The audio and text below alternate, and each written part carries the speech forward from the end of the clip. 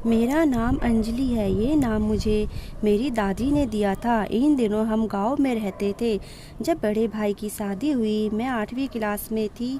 शादी के कुछ दिन बाद ही भाई का ट्रांसफ़र उसी शहर में हो गया जहाँ की मेरी भाभी थी। भाभी के घर जाने के लिए वहाँ से 30 मिनट लगते थे। इस बात से भाभी बहुत खुश हुई और भाभी मुझे भी अपने साथ ले आई, क्योंकि उनके ड्यूटी जाने के बाद भाभी घर में अकेले ही रह जाती थी। भाभी मुझे बहुत प्यार करती और मेरा अच्छे से ख्याल रखती। भाई अक्सर काम से बाहर जाते और 2 दिन में वापस आ जाते, जिस वजह से घर का सारा सामान हम दोनों को लाना पड़ता था। और आज सुबह ही भाई 2-3 दिन के बाद वापस लौटेंगे ये बोल कर गए थे। सुबह सारा काम खत्म होने के बाद भाभी और मैं शॉपिंग करने के लिए निकल गए। हम साड़ी की दुकान में गए। दुकान के अंदर आते ही भाभी अचानक सहम सी गई। मैंने देखा तो वहाँ 2-3 व्यक्ति खूब ज़ोर ज़ोर से हंसकर बात कर रहे थे। तो भाभी और मैं दूसरी साइड जाकर साड़ियाँ देखने लगे और कुछ देर बाद में एक व्यक्ति दुकान के शटर की तरफ भागता हुआ गया और उसने शटर बंद कर दिया और एक मेरी गर्दन पर चाकू रखते हुए बोला, आरती आज तुम फंस गई हो। आज देखो मैं तुम्हारे साथ क्या करता हूँ। जब मैंने भाभी का नाम उसके मुंह से सुना तो मैं चौंक गई और वो भाभी को पकड़कर दुकान के पीछे वाले कोने में ले गया और वहाँ ले जाकर उस भेड़िए ने भाभी की इज्जत को नोच खाया और बोला, आज मेरा बदला पूरा हुआ। और धमकी देता हुआ बोला, अगर पुलिस या किसी और को बताने की कोशिश की तो दुकान के कैमरों में तुम्हारी पूरी फिल्म है तुरंत वायरल कर दूंगा और तुम किसी को मुंह दिखाने लायक नहीं रहोगी।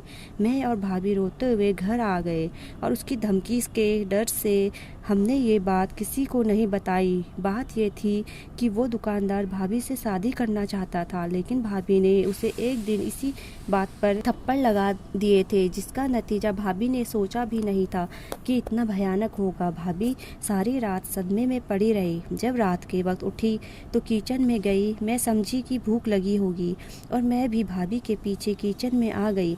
तो मैं देखती हूँ कि भाभी अपने ऊपर मिट्टी का तेल डाल रही है और खुद आग लगाने में लगी है। ये देखकर मेरे मुंह से चीख निकल गई। मैंने भागकर उनके हाथ से माचिस छीन ली। भगवान के लिए मुझे मर जाने दो। मैं अब तुम्हारे भाई के लायक नहीं रही। मुझे मर जाने दो। और वो बहुत देर तक मुझसे लिपट कर रोती रही। जैसे तैसे करके मैंने उनके कमरे में ले आई और उनके कपड़े बदलवाए और बोली, भाभी मैं आपसे बहुत प्यार करती हूँ, आपको अपनी जान से ज़्यादा मानती हूँ। फिर भला मैं आपको कैसे मरने देती? और फिर आपकी इसमें गलती क्या है? गलती तो उन लोगों की है जिन्होंने तुम पर ये जुल्म किया है। मरना तो उन लोगों को चाहिए। और मैंने भाभी से वादा लिया कि आज के बाद आप जाने लेने की कोशिश नहीं करोगी। भाभी ने भी मुझसे वादा किया कि तुम भी ये राज किसी को नहीं बताओगी, वरना मेरी और तुम्हारे भाई की सारी जगह में रुसवाई हो जाएगी। भगवान का शुक्र है कि भाई 2 दिन का बोलकर 4 दिन में वापस आए। तब तक स्थिति थोड़ी सामान्य हो चुकी थी। मैंने और भाभी ने इस राज को हमेशा के लिए दफन कर दिया और कभी भी किसी से इस बात का कोई जिक्र नहीं किया।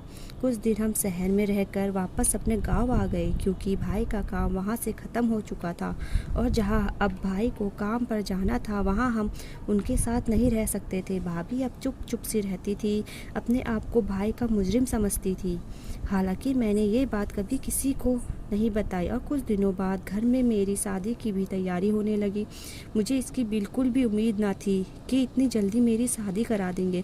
खैर, मौत की तरह शादी की डेट भी फिक्स नहीं होती। मेरा रिश्ता पड़ोस की ही औरत ने कराया, जो मम्मी के जानने वाली थी। गांव में हमारी कुछ ज़मीन थी, जिसे बेचकर पापा ने 15 दिन के अंदर धूमधाम से मेरी शादी कर दी। मैं किसी को कुछ न बोल सकी। मम्मी पापा ने एक बार भी मुझसे नहीं पूछा कि तू क्या चाहती है। मैंने भी उनकी सारी बात मान ली, क्योंकि इसके अलावा मेरे पास कोई चारा नहीं था। मेरे आगे पढ़ने और कॉलेज लाइफ देखने के सपने कहीं दफन होकर रह गए थे। बस भाभी का ही सहारा था, जो उसके हादसे के बाद बिल्कुल चुप हो गई थी और घर के किसी भी मामले में बोलती ही नहीं थी।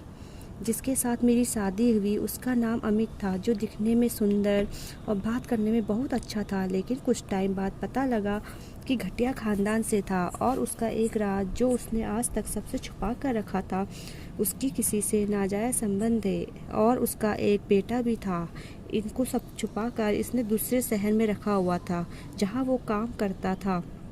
उसका ये राज मुझे भी अब पता लगा जब मैंने एक दिन अचानक फ़ोन पर बात करते हुए सुन लिया था और मैंने अमित से इस बात पर लड़ाई की कि वो मुझे मेरे मायके में छोड़ कर आए। इतना कहना था कि वो मुझे मेरे मायके ले आया, लेकिन मुझे खर्च को पैसे नहीं दिए। अब मुझे मायके में 4 महीने हो गए थे। अगर पापा उसको फ़ोन करते तो फ़ोन ना उठाता और ना ही घर मिलता। मुझे मजाक में कोई कुछ बोल देता, ना जाने क्यों मुझे बहुत एहसास होता और मैं रो पड़ती।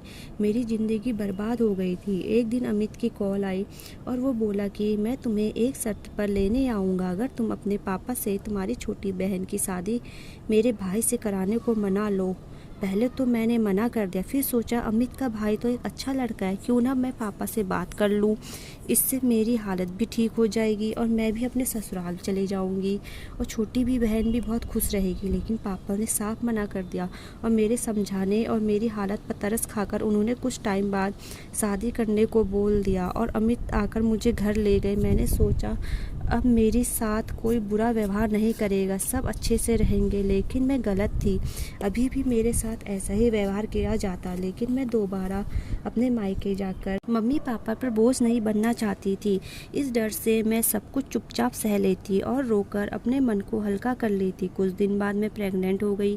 ये मेरी शादी के बाद की सबसे पहली खुशी थी। मम्मी को पता लगा, वो भी बहुत खुश हुई, अमित भी बहुत खुश हुए और कुछ दिनों के लिए बाहर काम पर चले गए। मैंने एक लड़के को जन्म दिया जो बहुत सुंदर था। अमित ने भी खूब खुशियाँ मनाई, दोस्तों की पार्टी दी और कुछ दिन बाद मैं अपने मम्मी पापा से मिलने आ गई। इनकी खुशी के भी कोई ठिकाने ना थे और मैं भी बहुत खुश थी। अभी घर आए मुझे 2 दिन ही हुए थे कि मेरे बच्चे की तबीयत अचानक से ख़राब हो गई। पापा के साथ हॉस्पिटल गई और अमित को फ़ोन किया, वो भी हॉस्पिटल आ गए, मगर मेरी फूटी किस्मत मेरा बच्चा ना बच सका और उसकी मृत्यु हो गई। इस बात से मुझे बहुत गहरा सदमा लगा और अमित मुझे अपने साथ घर ले आए और घर आते ही मुझे मारना पीटना शुरू कर दिया। बोला, तूने और तेरे घर वालों ने मिलकर मेरे बच्चे को मारा है।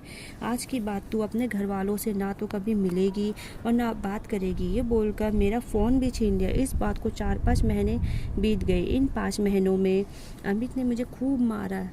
जब जी में आता वो मुझे पीट देता और मैं ये सब सहती रहती, क्योंकि मेरी किसी से बात भी ना होती जो मैं किसी को बताती। जब मुझे बर्दाश्त करने की क्षमता ख़त्म हो गई और अमित को भी मुझ पर तरस ना आया, तो मैंने जैसे तैसे करके अपने मम्मी पापा तक ये सारी बात पहुंचा दी और पापा शाम तक ही पुलिस को लेकर मेरे घर आ गए और मेरी हालत देखकर बहुत रोए। उन्होंने अमित से तलाक के पेपर पर साइन करवाए और अमित को पुलिस के हवाले कर दिया। पुलिस ने उसे गिरफ्तार कर लिया और पापा मुझे घर ले आए और मेरी छोटी बहन का रिश्ता भी अमित के भाई से ख़त्म कर दिया।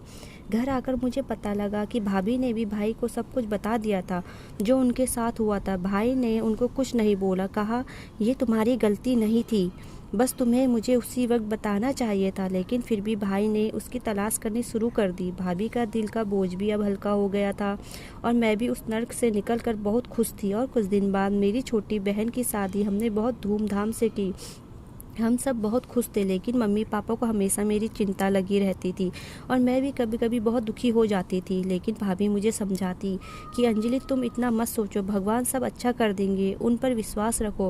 उन्होंने तुम्हें नर्क से निकाला है तो स्वर्ग भी वही देंगे, तुम बेफिक्र रहो। भाभी की ये बात सुनकर मैं खुश हो जाती और भाभी और मैं साथ मिलकर घर का सारा काम करते और खुशी खुशी रहते। कुछ दिन बाद भाभी ने एक सुंदर परी को जन्म दिया। अब मन लगाने को घर में एक और सदस्य आ गई थी। अब मैं जल्दी जल्दी घर का काम निपटाती और अपनी परी को खिलाने में लग जाती और बहुत खुश रहती। दोस्तों, ज़िंदगी में कभी उदास नहीं होना चाहिए और हमेशा भगवान पर विश्वास करना चाहिए, क्योंकि कोई आपका साथ दे ना दे, लेकिन वो हमेशा देता है। क्यों दोस्तों, सही कहा ना मैंने? आपकी क्या राय है इस कहानी के बारे में? कमेंट करके हमें ज़रूर बताइए। वीडियो को लाइक करके चैनल को सब्सक्राइब कर दीजिए। मुझे दीजिए अगली वीडियो तक इजाज़त। तब के लिए धन्यवाद।